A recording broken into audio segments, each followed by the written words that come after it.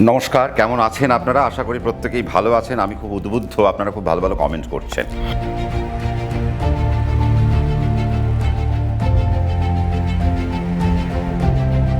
আজকে আমরা কৃত্তিকা নক্ষত্র নিয়ে আলোচনা করব। আজকের মজাটা কি, এই অনুষ্ঠানটা আমার মনে হয় আপনাদের ক্ষেত্রে বুঝতে সুবিধে হবে। কেন, আমি এর আগে বলছিলাম যে ভাব ভাব ভাব কি ভাবের খেলা। দেখুন, আজকে আমরা কৃত্তিকাকে কিছুটা আমরা মেষে পাবো আর কিছুটা আমরা বৃষতে পাবো। তার মানে আমরা যখন মেষ রাশি যদি আমরা কৃত্তিকাকে গুনি, বৃহস্পতি রাশির চতুর্থে মেষ রাশি সাপেক্ষে, আর শনি মেষ রাশি সাপেক্ষে দ্বাদশে মীন রাশিতে বসে রয়েছে। এই কৃত্তিকা নক্ষত্র যখন আমরা আলোচনা করব, তার মানে বৃষ রাশিও পড়ে যাচ্ছে। তার মানে আপনি বৃষ রাশির আন্ডারও পড়লেন, কারণ কৃত্তিকা 3°20' পর্যন্ত আমরা পাচ্ছি কোথায়? মেষ রাশিতে। বাকি 10 ডিগ্রি আমরা পাচ্ছি বৃষ রাশিতে। 13°20' একটা নক্ষত্রের মান। এবার যখনই আমরা মেষ আলোচনা করব শনি আর বৃহস্পতিকে নিয়ে, বৃহস্পতি নবমপতি, অর্থাৎ ধনুরাশি আপনার নবম ভাব, মীন রাশি আপনার দ্বাদশ ভাব। এই দুটি রাশির মালিককে বৃহস্পতি। আবার যদি আমরা যখন শনি ধরবো, শনিকে দেখব, শনি গ্রহকে নিয়ে আলোচনা করব, আপনার রাশি হইতে ভাব বিচার শুরু করতে হবে। তাহলে আমরা হাঁটতে হাঁটতে আমরা শনিকে কোথায় পাবো? মকর রাশি, যে নাকি আপনার দশম ভাবের কারক গ্রহ। আবার কুম্ভ রাশি আপনার একাদশ ভাবের কারক গ্রহ। তার মানে শনিকে আমরা দশম আর একাদশ পেলাম। চলে আসি যদি বৃষ রাশিতে, দেখুন এক্ষেত্রে ভাব চেঞ্জ হয়ে গেল। যে বৃষ রাশি আমরা দেখব, আমরা বৃহস্পতিকে আর নবম পাচ্ছি না, এবার বৃহস্পতি হয়ে গেল অষ্টমপতি। তার মানে বৃষ রাশি সাপেক্ষে বৃহস্পতি বাধকপতি, এবং শুধু বাধকপতি না, অষ্টম মানে আপনার নিগূঢ় তত্ত্ব, আপনার রোগ, আপনার জীবনে কত আইনের জটিলতা বা আপনি কত সংগ্রাম করবেন, আপনার বৃহস্পতি বা আপনার অষ্টমপতি দেখাবে। আবার আপনি জীবনে কত সঞ্চয় করবেন, আপনার স্থাবর অস্থাবর সম্পত্তির মালিক আপনি কতটুকু হবেন, আপনার রাশি সাপেক্ষে যে আপনার অষ্টম, তিনি তা গুণে দেবেন বা তিনি তা বলবেন। আবার এই বৃহস্পতি আপনার একাদশপতি। তার মানে একাদশপতি মানে আপনার নৈসর্গিক সফলতার কারক গ্রহ হিসেবে এখানে বৃহস্পতি কাজ করবে। তার মানে দেখুন, আমরা যেই মেষকে নিয়ে আমরা আলোচনা করব, তখন আমরা দেখব যে শনিকে আমরা একাদশপতি পাচ্ছি নৈসর্গিক সফলতার কারক গ্রহ হিসেবে। আবার যখন আমরা বৃষকে নিয়ে আলোচনা করব, তখন শনি নবমপতি আর দশমপতি, তার মানে ভাগ্যাধিপতি, আবার তিনি কর্মাধিপতি। আবার বৃহস্পতি অষ্টমপতি, আবার একাদশপতি, মানে নৈসর্গিক সফলতার কারক গ্রহ। আপনার সঞ্চয়, আপনার লিকুইড ইনকাম কি হবে, আমরা একাদশ থেকে আমরা মোটামুটি দেখব। আরও অনেক কিছু বিচার করা যায়, তবে আমরা একটা ওই ওভারঅল একটা আলোচনা আমরা করব। আজকে যদি কৃত্তিকা নক্ষত্র আপনি বিচার করেন, তাহলে দেখবেন বৃহস্পতির নক্ষত্র আপনার জন্য কিন্তু হয়ে গেল কিন্তু শত্রু নক্ষত্র। শনি আপনার জন্য সাধক নক্ষত্র। কিন্তু যেই বুধের নক্ষত্রে গেলেন, আপনি বুধের নক্ষত্রকে কিন্তু বদ নক্ষত্র হিসেবে পাবেন। তার মানে এই যে গোটা রাশিটায় যে শনি আর বৃহস্পতি যে বসে থাকবে আগামী একটা বছর ধরে, আপনি যদি মেষের কৃত্তিকা হন, তাহলে আপনার জন্য কি দাঁড়াচ্ছে? ওই একই জিনিস দাঁড়াচ্ছে, যে আপনার বৃহস্পতির নক্ষত্র আপনার শত্রু, বুধের নক্ষত্র আপনার জন্য বদ, আপনার জন্য শুধুমাত্র শনির নক্ষত্র আপনার জন্য শুধুমাত্র একটি ভালো নক্ষত্র হিসেবে গণনা করা যেতে পারে। তার মানে যদি আমরা মেষ রাশি সাপেক্ষে আমরা যদি ওই কৃত্তিকা নক্ষত্রের বিচার করি, তাহলে আমরা কি বললাম? বিপদকে আমরা মঙ্গলের নক্ষত্র পাচ্ছি, প্রত্যরী নক্ষত্রে আমরা পাচ্ছি হচ্ছে বৃহস্পতির নক্ষত্রগুলোকে, আর মিত্র আর আপনার বধ নক্ষত্র হিসেবে আমরা বুধের নক্ষত্র হিসেবে পাচ্ছি। সে আপনি মেষের কৃত্তিকাই হন আর আপনি বৃষর কৃত্তিকাই হন।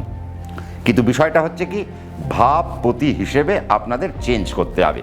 প্রথমে ছোট্ট করে আলোচনা করে নিই মেষের ক্ষেত্রে। তার মানে মেষের ক্ষেত্রে যদি আমরা আলোচনা করি, শনি এবং বৃহস্পতি যতক্ষণ পর্যন্ত আপনার রাশির মানে শনি আর বৃহস্পতি যতক্ষণ পর্যন্ত আপনার রাশি হইতে এক দ্বাদশে, যেহেতু মেষ আপনার, তাহলে দ্বাদশ হচ্ছে, আর আপনার রাশির চতুর্থে বৃহস্পতি থাকছে এবং জলরাশিতেই দুটি প্ল্যানেটের অবস্থান, স্বাভাবিকভাবেই তারা এই তিনটি নক্ষত্র একটা বছর ধরে পাস করবে, এবং এই তিনটি নক্ষত্রের মধ্যে মাত্র একটি নক্ষত্র আপনার সহায়, বাকি দুটি নক্ষত্র আপনার অসহায় নক্ষত্র, বা এই দুটি নক্ষত্র আপনার জন্য খুব একটা সুবিধাজনক জায়গায় নয় বা তৈরি করবে না।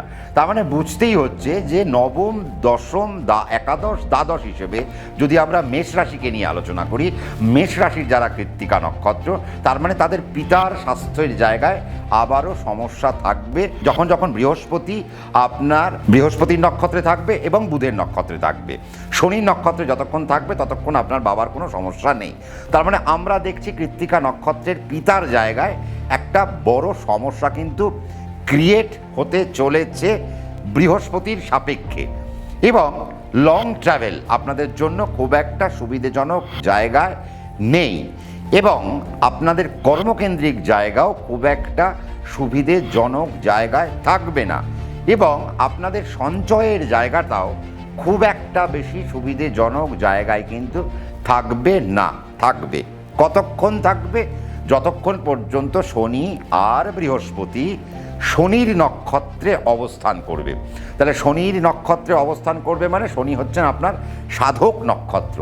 তার মানে এই যতক্ষণ পর্যন্ত শনি সাধক মানে শনির নক্ষত্রে শনি এবং বৃহস্পতি অবস্থান করবেন, ততক্ষণ পর্যন্ত আপনারা কোনো কিছু জীবনে প্ল্যান করতে পারেন। আপনার কর্ম নিয়ে আপনি বাইরে যাবেন কি না, আপনি কর্মের পরিবর্তন করবেন কি না, বা আপনার পিতার সুস্থতা ওই সময় হবে যখন বৃহস্পতি আর শনি আপনার সাধক নক্ষত্রে থাকছে। আপনার সেই সময় আপনার নাম, যশ, খ্যাতি, প্রভাব, প্রতিপত্তি বাড়তে পারে। আপনার সেই সময় ইনভেস্টমেন্ট খুব ভালো হতে পারে, আপনি যদি ইনভেস্ট করতে চান, কারণ আপনার নবম, দশম, একাদশ, দ্বাদশ হিসেবে বৃহস্পতি শনিকে আমরা বিচার করছি। তো ন্যাচারালি আজকে যেহেতু বৃহস্পতি দুটো নক্ষত্র খারাপ পাবে, শনিও দুটো নক্ষত্র খারাপ পাবে, তার মানে বুঝতে হবে কর্মকেন্দ্রিক জায়গায়, আর্থিক জায়গায় আপনাদেরকে ভীষণ সজাগ থাকতে হবে আগামী একটা বছর যদি আপনি কৃত্তিকা নক্ষত্র হয়ে থাকেন। কেমন? তার মানে এটা গেল মেষ রাশি সাপেক্ষে। আপনি ইনভেস্ট কখন করবেন? আপনি তো একাদশপতি শনি যতক্ষণ পর্যন্ত বুধের নক্ষত্রে থাকছে তার মানে ভালো নয়, তার মানে আপনাকে পিছিয়ে আসতে হবে, আপনি কোনো ভালো কাজ করবেন না। শনি যখনই আবার বৃহস্পতির নক্ষত্র যদি কানেক্ট করে তাহলে আপনার ভালো কাজ করা যাবে না, কর্ম পরিবর্তন করা যাবে না, কর্মের ইচ্ছা প্রকাশ করা যাবে না, বাইরে যাওয়া যাবে না, প্রমোশন নেওয়া যাবে না, ইনক্রিমেন্টের জন্য আবেদন করা যাবে না। এটা মেষ রাশি সাপেক্ষে কিন্তু আমাদেরকে শনি সেই জায়গাটাই হিসেব নিকেশ দেখাচ্ছে। লং ট্রাভেলে আপনাদের প্রবলেম হয়ে যেতে পারে যদি বৃহস্পতির নক্ষত্র এবং বুধের নক্ষত্রে থাকে। শনির নক্ষত্রে থাকলে আপনি প্রচুর লং ট্রাভেল করুন, আমার কোনো আপত্তি নেই।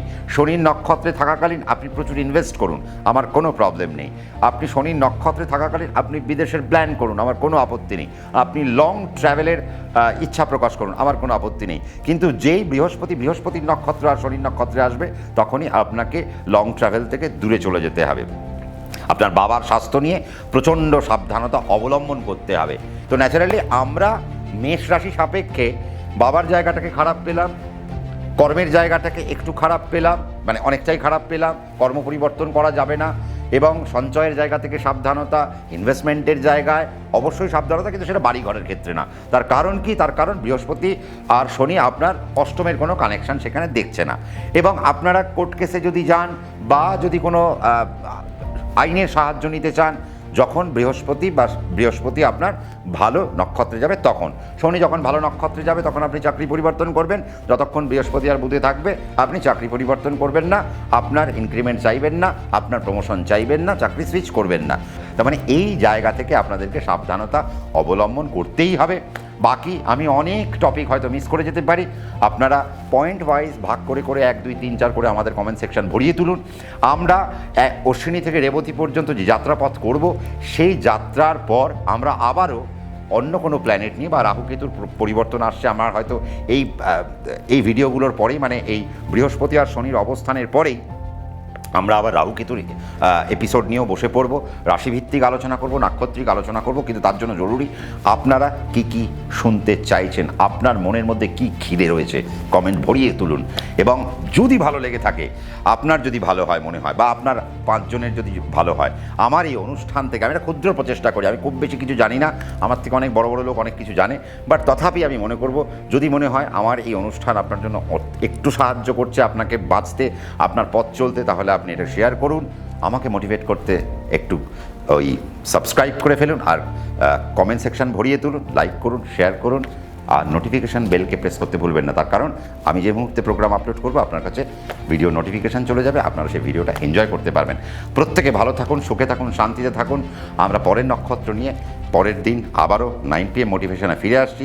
প্রত্যেকে ভালো থাকবেন, সুখে থাকবেন, শান্তিতে থাকবেন, নিজের জীবনকে অত্যন্ত আনন্দের সাথে উপভোগ করবেন। নমস্কার।